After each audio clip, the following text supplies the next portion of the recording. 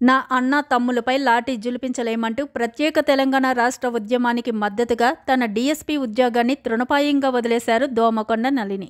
2012లో చోటు చేసుకునే ఈ ఘటన అప్పట్లో యావత్ దేశం దృష్టిని ఆకర్షించింది. పదవికి రాజీనామా చేశాక తెలంగాణ ఉద్యమంలో ప్రత్యేకంగా పాల్గొన్నారు. దేశ రాజధాని ఢిల్లీ వేదికగా నిరాహార దీక్షలో కూడా కూర్చున్నారు.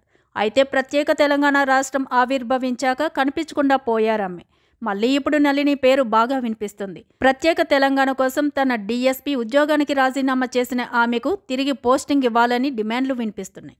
తాజాగా సీఎం రేవంత్ రెడ్డి నళిని పోస్టింగ్ విషయమై స్పందించారు.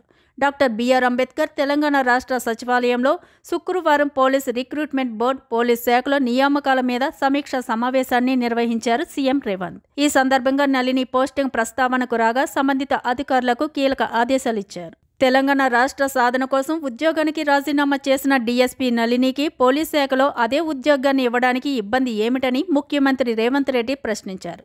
నళినికి ఉద్యోగం చేయాలని ఆసక్తి ఉంటే వెంటనే ఉద్యోగంలోకి తీసుకోవాలని సీఎస్, డీజీపీలకు ఆదేశించారు. పోలీస్ శాఖలో మార్గదర్శకాలకు సంబంధించి అవరోధాలు ఏమైనా ఉంటే అదే హోదాలో వేరే శాఖలో ఉద్యోగాన్ని ఇవ్వాలని తెలిపారు. ఈ సందర్భంగా ఉద్యోగాలకు రాజీనామా చేసి ఎన్నికల్లో పోటీ చేసి ఓడిపోయిన చాలామంది తిరిగి ఉద్యోగాల్లో చేరిన విషయాన్ని సీఎం గుర్తు చేశారు. ఇదే నియమం పవిత్రమైన తెలంగాణ రాష్ట్ర సాధన కోసం ఉన్నత ఉద్యోగాన్ని త్యాగం చేసిన నళినికి మాత్రం తిరిగి ఉద్యోగం ఇవ్వడంలో ఎందుకు వర్తింప చేయకూడదని అధికారులను సీఎం ప్రశ్నించారు. తెలంగాణ రాష్ట్రం కోసం రాజీనామా చేసిన నాయకులకు పదవులు వచ్చినప్పుడు నళినికి ఎందుకు అన్యాయం జరగాలన్నారు. తిరిగి ఉద్యోగంలో చేరడానికి నళిని సుముఖంగా ఉంటే వెంటనే ఆమెకు ఉద్యోగం కల్పించాలని చర్యలు తీసుకోవాలని సీఎం రేవంత్ రెడ్డి ఆదేశించారు. అయితే నళిని తిరిగి ఉద్యోగంలో చేరేందుకు సుముఖంగా లేరని తెలుస్తుంది.